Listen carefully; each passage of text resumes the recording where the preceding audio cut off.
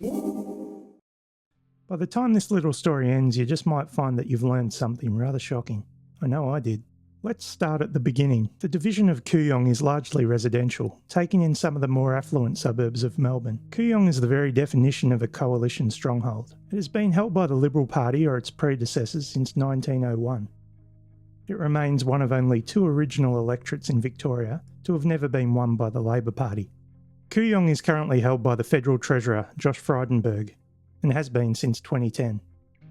Cut to the 2019 election. The Liberal Party were nervous. So much so it was reported that they doubled their campaign spend in order to save their golden boy. But it wasn't just money the Liberal Party were willing to throw around in order to save Frydenberg. They were more than happy to throw out some dirt as well. And it didn't matter if it were true or not. Oliver Yates was an independent running against Frydenberg in 2019. One of the critiques of you is past involvement in Link Energy's purchase of fossil fuels assets when you were chairman in 2010. Do you regret that?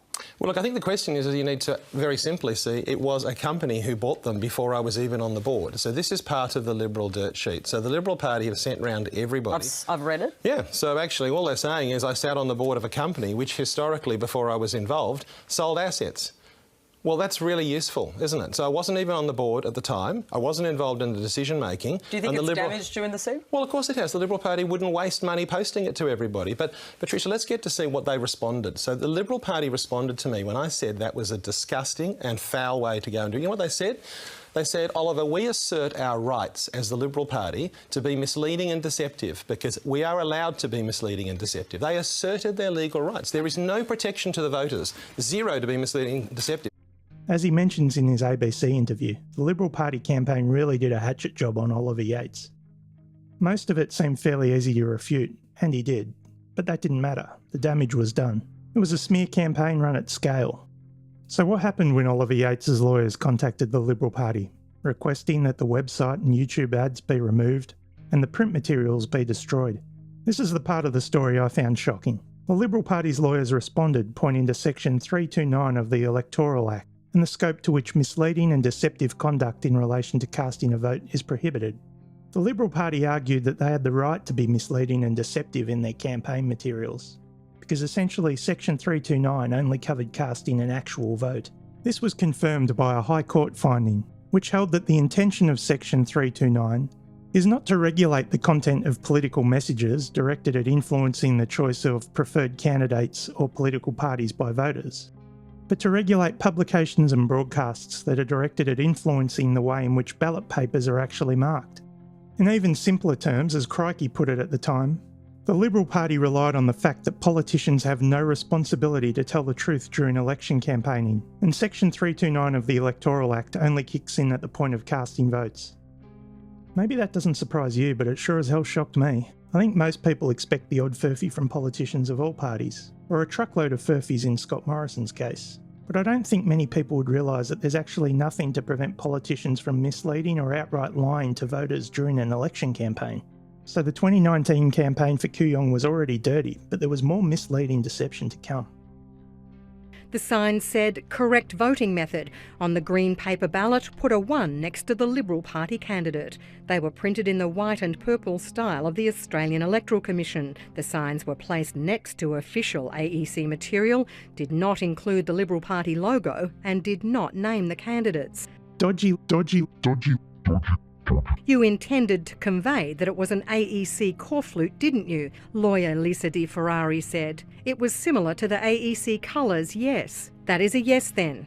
Yes. So there we have dodgy Liberal Party campaign signage intentionally designed to look like official AEC signs. Hey Google, show me what deceptive and misleading looks like. Now, the court has ruled that there's effectively ruled that's misleading, and I'll come back onto that in a moment.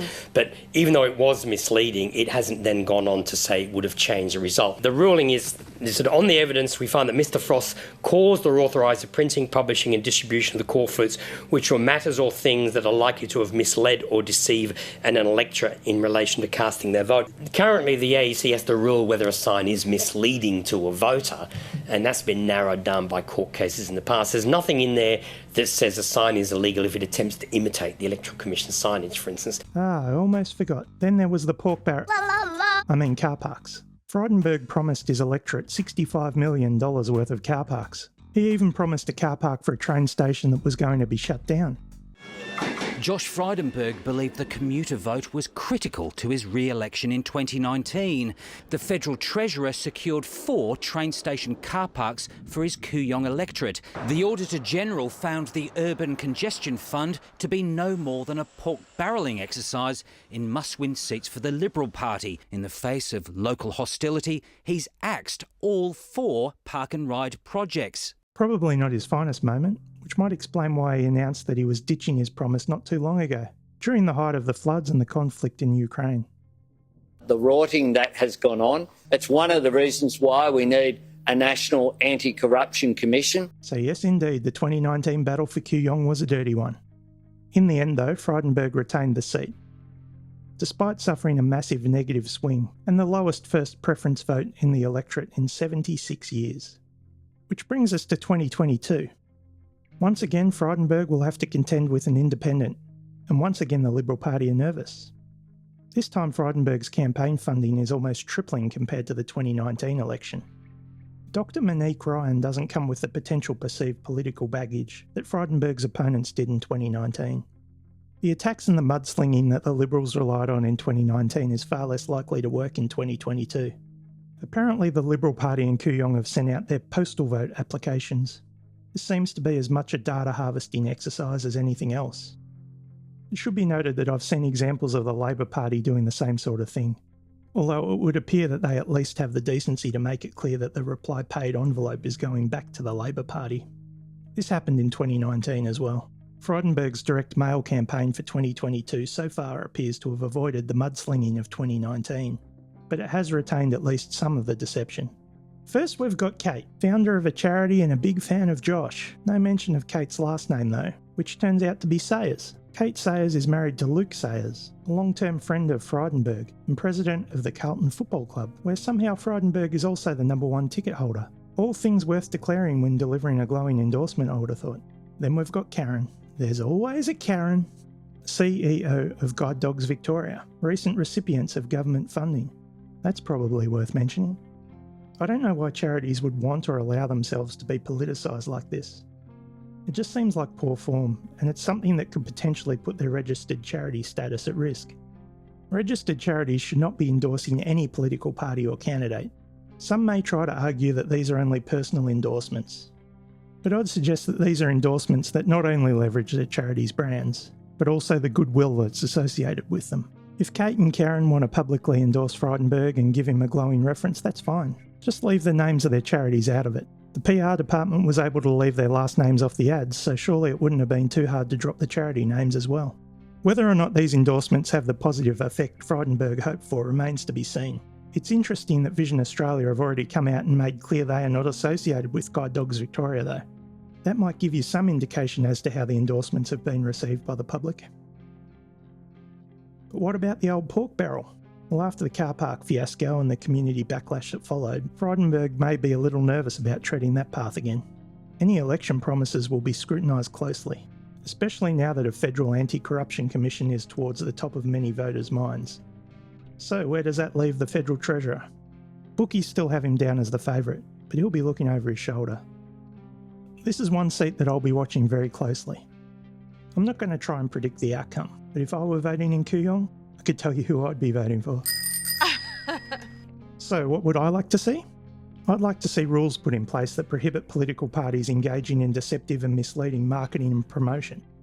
Call me an idealist, but I'd like all parties to be campaigning on policies and the truth. What a crazy concept. Oh dear. These political parties lie and deceive you because they say there's no law against lying and deceiving a voter. That's just fair game. Political parties actually believe and actually will assert their right to mislead voters. There's no law against lying and deceiving a voter. That's just fair game. How do you spell integrity? I-N-T-E-G-R-I-T-Y.